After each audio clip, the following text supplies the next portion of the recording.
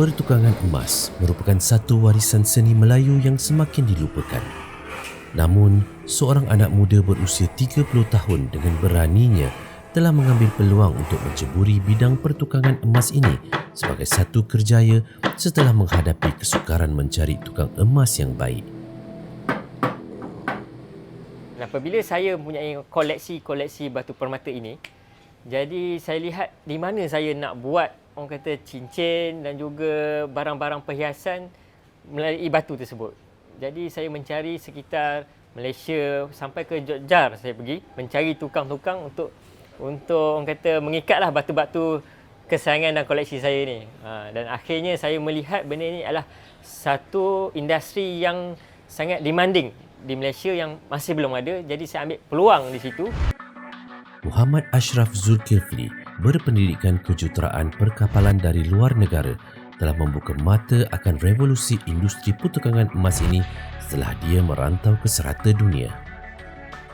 Kita balik ke Malaysia dengan pandangan orang kata yang meluas. Kita cuba gabungkan design contemporary, moden dan juga traditional agar dapat memenangi hati orang kata si pemakai lah. Okay. Sebab my passion sebenarnya bukan, it's not about business at all mula-mula. Pertama sekali saya lihat apabila kita buat satu barang, cincin, contohlah cincin, bila kita tengok orang tu pakai, kita suka.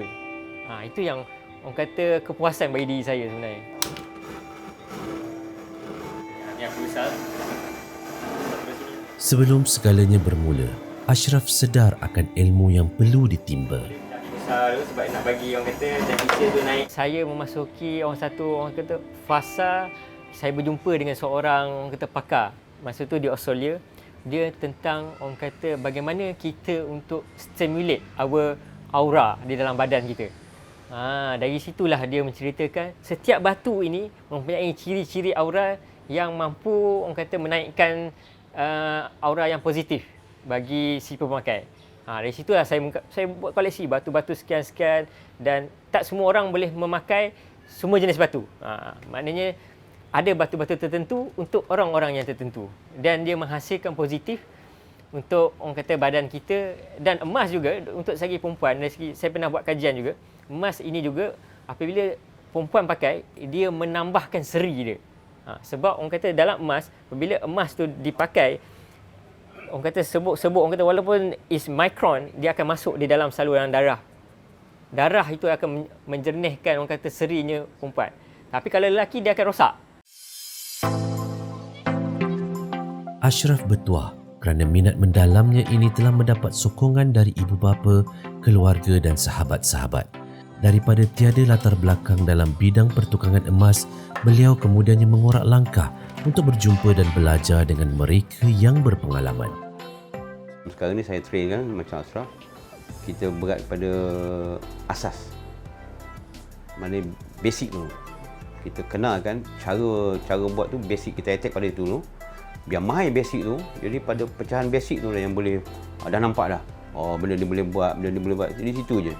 Kalau basic tak ada, maknanya tiba-tiba kita nak ajar satu design. Jadi kalau basic tak ada, memang jadi macam melompat lah, keliru lah. Basic tak ada. Benda basic ni penting sangat.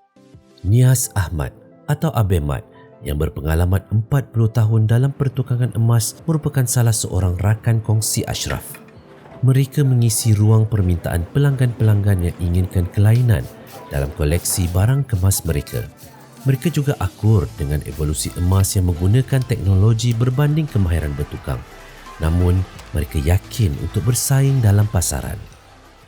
Setahu saya, pengalaman saya rasa pun kalau ikut pada orang lama lah, old timer dulu, saya pernah tanya old timer, dia berubah pada alat-alat lah. Alat-alat yang kita guna zaman sekarang ni pun dah ada tambah-tambah mesin sikit. Macam dulu cara nak guna satu alat peteri emas tu, dia tak sama macam sekarang. Ada yang macam-macam pelik-pelik tu. Yang kita sendiri rasa sekarang ni susah dapat lah. Dengan cara nak peteri satu barang tu, dia pakai cara tiupan api. Ada juga macam tu. Tapi saya tak tengok alat tu, tapi old timer pernah bercerita pada masa dia dulu, itu alat tu. Jadi macam satu supitan tu. Kita nak alih api tu, nak peteri tu. Jadi sekarang tu, itu jauh tu peningkatan tu. Dulu memang 100% lah. Memang manual terus lah. Tak ada lah benda itu kan. Apa kita nak buat, kalau kita nak lepis satu emas pun, kipal manjang je. Pakai kipalan dia, ketuk je. Jadi bila sikit-sikit tu, dah naik ada mesin sikit, manual. Jadi sekarang ni kita pakai mesin current lah. Nak mesin emas, nak buat apa pun, banyak-banyak pada mesin lah. Separuh pada mesin lah macam tu. Cuma yang bunga-bunga tu, alhamdulillah kita masih maintain lagi, handmade lah. Sikit individu lah. Yang memang hebat lah bagi saya, memang hebat. Saya pernah tengok, kira grandmaster lah. Design dia orang buat tu memang cantik sangat lah.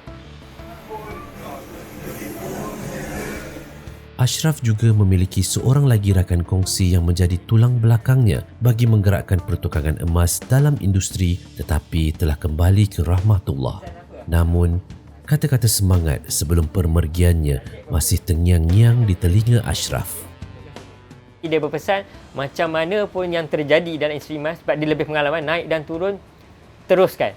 Sebab emas ni tak ada orang kata expired dan buruk, dan setiap masa nilai tambahnya akan sentiasa bertambah dari zaman ke zaman.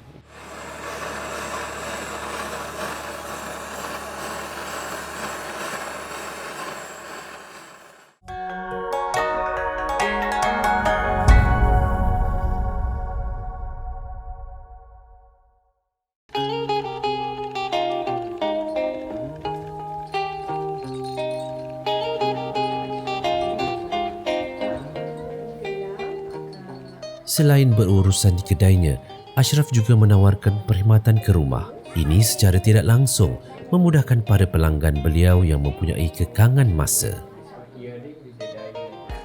Dia bermula dengan saya ada satu gelang tangan yang saya sangat sayang, suami saya bagi, tapi batu dia hilang.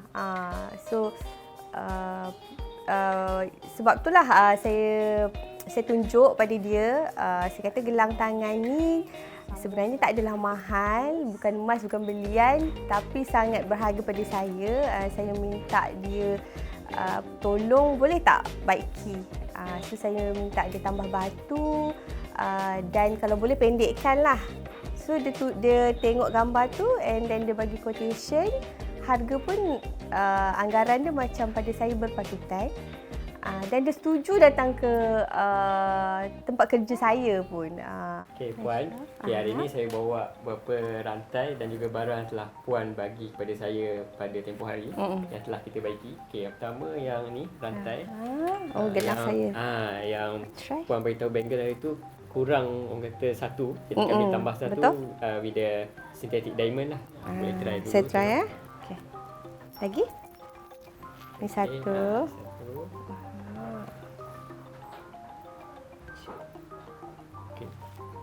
Yang so far rasa macam mana? Selesa ke? Kejap saya try dulu. Okey. Okey. Wow, cantiknya.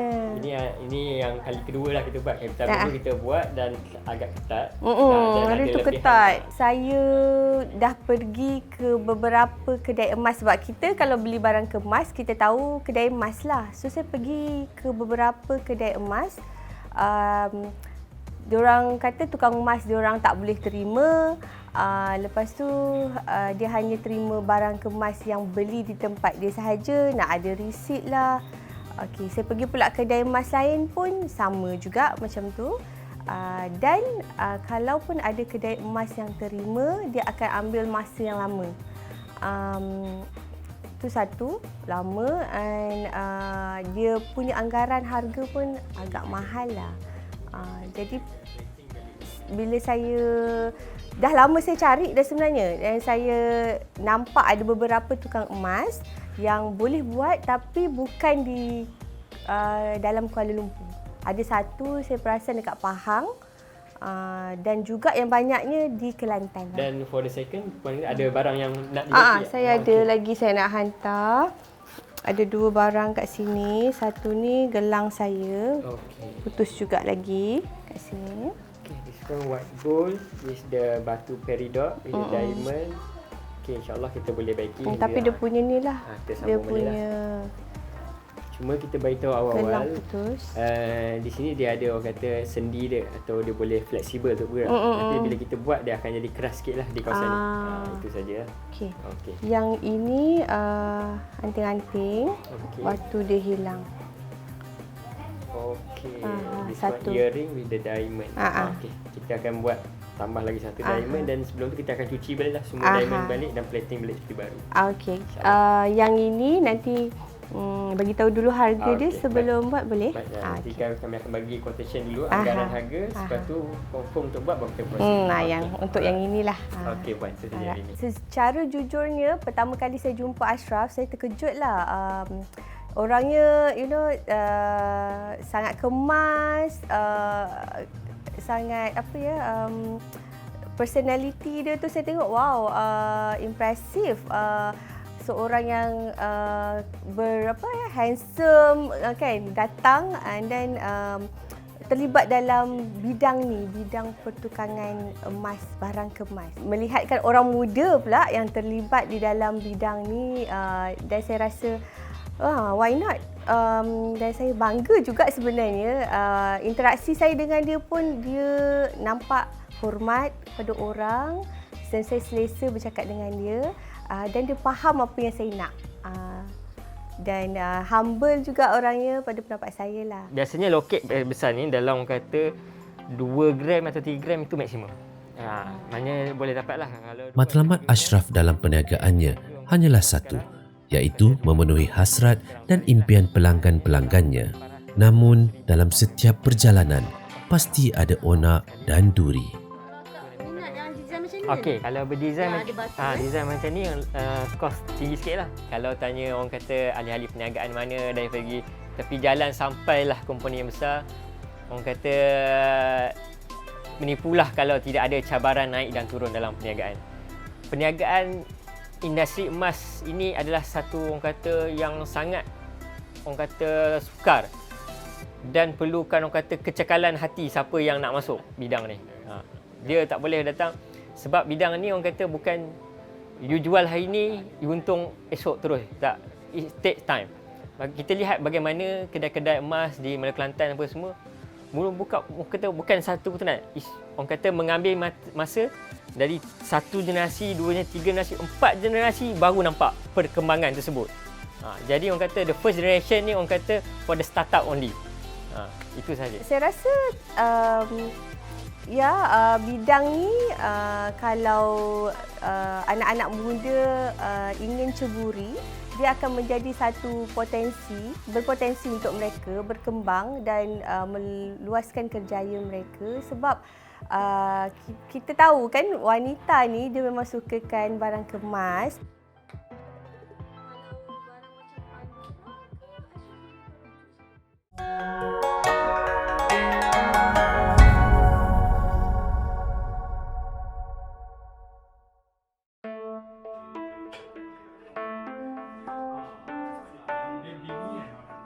Dalam arus pemodenan, penghasilan barang penghiasan emas secara moden banyak bergantung kepada mesin dan teknologi yang ada.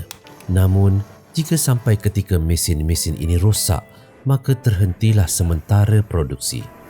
Perkara seperti ini dapat dielakkan jika si tukang ada kemahiran secara tradisional dan boleh menggunakan alat-alat manual.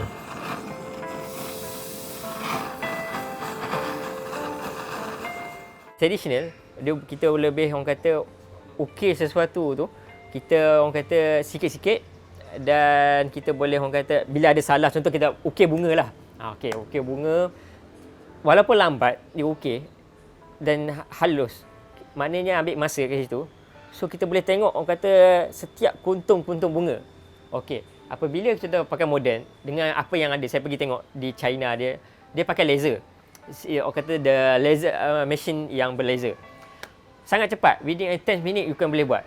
Tapi finishing dia untuk dia cara kasar dan ada yang orang kata tidak sekata.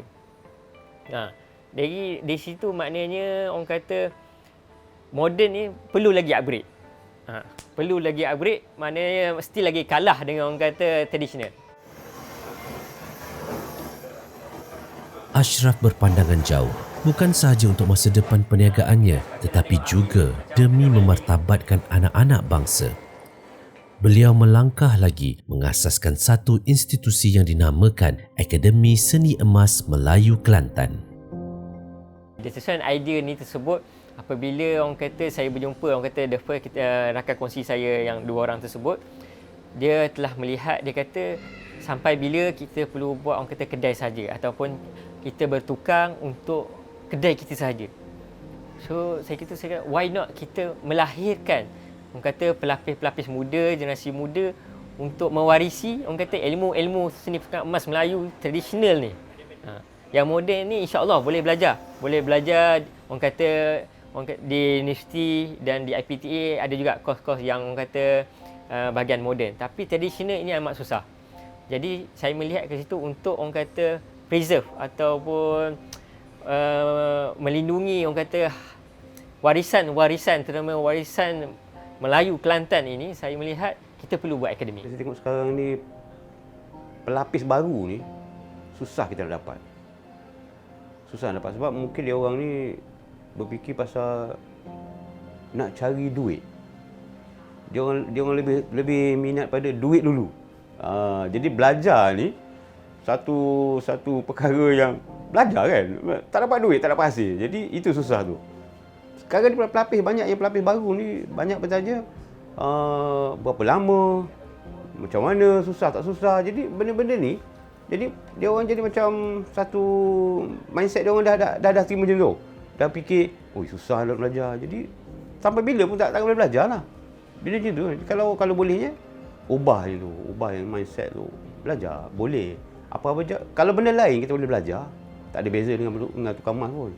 Sama juga. Tinggal lagi kita ada minat dan seni tu ada pada kita. Skill tu ada pada kita. Boleh insya-Allah.